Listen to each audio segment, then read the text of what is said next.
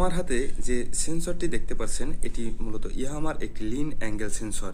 এই সেন্সরটি মূলত তিনটি কানেকশন বা তিনটি প্রোব বিশিষ্ট।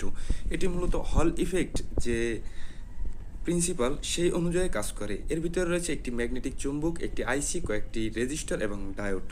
যদিও এর দাম রাখা হয়েছে বাংলাদেশি মার্কেট প্লেসে 1300 টাকার মতো, যা অত্যন্ত ব্যয়বহুল।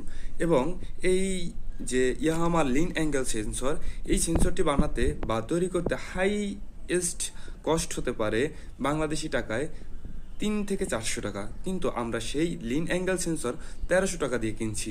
এবং এই যে লিন অ্যাঙ্গেল সেন্সরটি, এটি চাইলে বাংলাদেশের যে কোনো একজন টেকনিশিয়ান বলেন, যে কোনো একজন ডিপ্লোমা ইঞ্জিনিয়ার বলেন, বা সাধারণ কারিগরি সেক্টরে যারা কাজ করে তারা চাইলেই এরকম একটি সেন্সর তৈরি করতে পারে। কিন্তু বিষয় হলো আমরা কেন ইয়ামাহার ইন্ডিয়ান এবং ইন্দোনেশিয়ার পার্টস ব্যবহার করব। আসলে বাংলাদেশ যদি চায় 1300 টাকা বাজেটের মধ্যে এর থেকে ভালো সেন্সর আপনাকে উপহার দিতে পারে।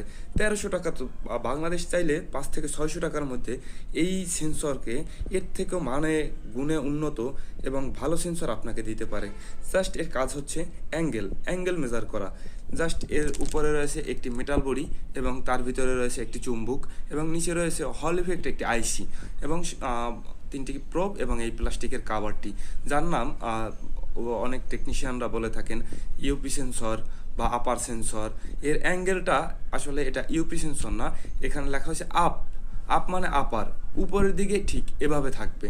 যখনই লড়বে তখনই হল ইফেক্টের যে সেন্সর, সেই সেন্সর থেকে কানেকশন সরে যাবে এবং সিগন্যালকে অফ করে দেবে।